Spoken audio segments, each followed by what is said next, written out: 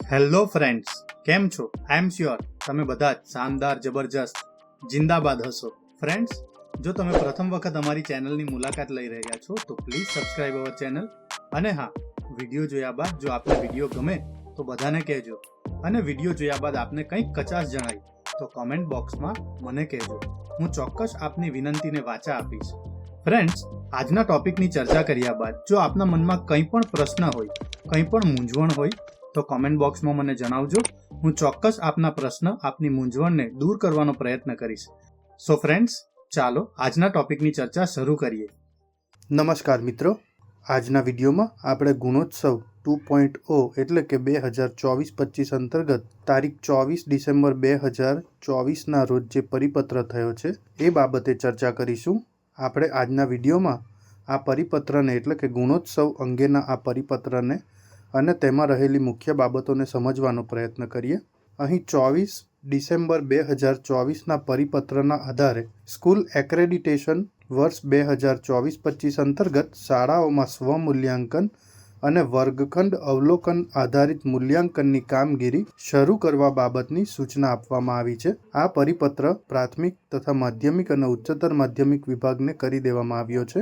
અહીં પરિપત્રના આધારે શૈક્ષણિક વર્ષ 2024-25 દરમિયાન નીચે મુજબના 4 સોપાનોમાં સ્કૂલ એક્રેડિટેશન પ્રક્રિયા હાથ ધરવાની છે. પહેલું છે સ્વમૂલ્યાંકન, બીજું છે વર્ગખંડ અવલોકન આધારિત મૂલ્યાંકન, ત્રીજું છે રાજ્ય કક્ષાએ ઉપલબ્ધ ડેટા આધારિત મૂલ્યાંકન અને ચોથું છે ક્રોસ વેરિફિકેશન. તો આ 4 તબક્કા દ્વારા સમગ્ર મૂલ્યાંકનની પ્રક્રિયા હાથ ધરવામાં આવશે. ત્યારબાદ ફ્રેન્ડ્સ, પરિપત્રમાં આપણે મહત્વની વસ્તુ જોઈએ તો અહીં શૈક્ષણિક વર્ષ 2024-25 દરમિયાન યોજાનાર ગુણોત્સવ 2.0 સ્કૂલ એક્રેડિટેશન પ્રક્રિયાના 4 સોપાનો પૈકી પ્રાથમિક વિભાગમાં પ્રથમ સોપાનની કામગીરી શાળા કક્ષાએ અને બીજા સોપાનની કામગીરી શાળા સંબંધિત CRC કોઓર્ડિનેટર દ્વારા કરવાની છે. એટલે કે અહીં એક વસ્તુ ખાસ ધ્યાનમાં રાખવી કે પ્રાથમિક શાળાઓમાં પહેલો તબક્કો શાળાએ કરવાનો છે, પહેલા તબક્કાની કામગીરી શાળાએ કરવાની છે, જ્યારે બીજા તબક્કાની કામગીરી સંબંધિત શાળાના CRC કોઓર્ડિનેટર કરશે. જ્યારે માધ્યમિક અને ઉચ્ચતર માધ્યમિક વિભાગમાં પ્રથમ બંને સોપાનની કામગીરી શાળા કક્ષાએ જ કરવાની છે. એટલે કે અહીં પહેલા તબક્કાની કામગીરી સ્વમૂલ્યાંકન શાળાએ કરવાનું છે અને ત્યારબાદ બીજા તબક્કાની કામગીરી પણ જે પ્રાથમિકમાં CRC કોઓર્ડિનેટર્સ કરશે એ કામગીરી શાળાના આચાર્યએ જ કરવાની છે. એટલે કે માધ્યમિક ઉચ્ચતર માધ્યમિક વિભાગના જે તે શાળાના આચાર્યએ જ કરવાની છે. ત્યારબાદ પ્રાથમિક તેમજ માધ્યમિક અને ઉચ્ચતર માધ્યમિક શાળા માટે ત્રીજું સોપાન એ શાળા દ્વારા રાજ્યને ઓનલાઈન સબમિટ કરવામાં આવતા ડેટા સંબંધિત છે. એટલે કે અહીં ત્રીજું સોપાન બંને માટે એક સરખું છે. અહીં આપણે અલગ અલગ સેટ અને પેટના જે માર્ક્સ સ્વિફ્ટ ચેટ અથવા તો અલગ અલગ પોર્ટલના માધ્યમથી અપલોડ કરીએ છીએ તે ડેટાના આધારે ત્રીજું સોપાન હાથ ધરવામાં આવશે. તો આ વસ્તુ આપણે ખાસ ધ્યાનમાં રાખવી જોઈએ. અહીં આપણને એક કોષ્ટક પણ આપવામાં આવ્યો છે. જો આપણે આ કોષ્ટકને સ્ટડી કરીએ તો અહીં સ્વમૂલ્યાંકન અને વર્ગખંડ અવલોકન આધારિત મૂલ્યાંકન કામગીરીનો સમયગાળો 30/12/2024 થી 18/1/2025 સુધીનો રાખવામાં આવ્યો છે. એટલે કે 18મી જાન્યુઆરી સુધીમાં પહેલા અને બીજા તબક્કાની કામગીરી પૂર્ણ કરવાની છે. જેમાં પ્રાથમિક એટલે કે પ્રાઇમરી અને ગ્રાન્ટેડ ઇન સરકારી એઇડ શાળાઓમાં સ્વમૂલ્યાંકનનું સોપાન શાળાના મુખ્ય શિક્ષક કરશે, જ્યારે વર્ગખંડ અવલોકન આધારિત મૂલ્યાંકનનું સોપાન CRC કોઓર્ડિનેટર્સ પૂરું કરશે. એની સામે માધ્યમિક અને ઉચ્ચતર માધ્યમિક વિભાગ જોઈએ તો અહીં પહેલું સોપાન એટલે કે સ્વમૂલ્યાંકન શાળાના આચાર્ય જ કરશે, જ્યારે બીજું સોપાન એટલે કે વર્ગખંડ અવલોકન આધારિત મૂલ્યાંકન આ સોપાન પણ શાળાના આચાર્યશ્રી દ્વારા જ પૂરું કરવામાં આવશે.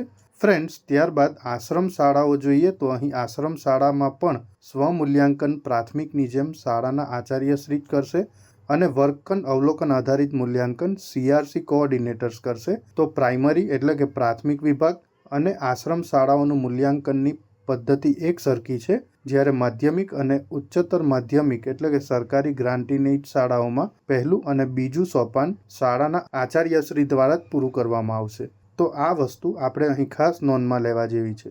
ફ્રેન્ડ્સ, અહીં એક વસ્તુ ખાસ ધ્યાનમાં રાખવી કે જો આપની શાળાનો કોઈ ડેટા કોઈ પણ ડિજિટલ પોર્ટલ પર અપલોડ કરવાનો બાકી હોય તો તે સત્વરે અને ખૂબ કાળજીપૂર્વક અપલોડ કરી દેવો, કારણ કે અહીં પરિપત્રમાં જોઈએ તો એક વસ્તુની ખાસ સૂચના કરવામાં આવી છે કે શાળા દ્વારા ઓનલાઈન ડેટા સબમિટ ન થવાને કારણે રાજ્ય કક્ષાએ શાળાના ડેટાની અનુપલબ્ધિના કિસ્સામાં શાળાના ગ્રેડ પર તેની અસર પડી શકે છે.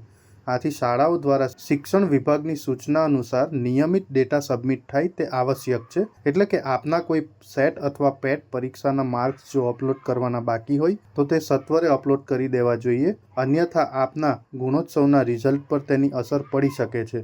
ત્યારબાદ અહીં જીઆરમાં આપણે જોઈએ તો નોંધ સ્વરૂપે આપણને એક સૂચના આપી છે કે પ્રાથમિક શાળાઓને સ્કૂલ એક્રેડિટેશન કામગીરી માટે GSQAC સર્વે ટૂલ્સ એટલે કે ગુણોત્સવ 2.8 ચેટબોટનો ઉપયોગ કરવાનો રહેશે.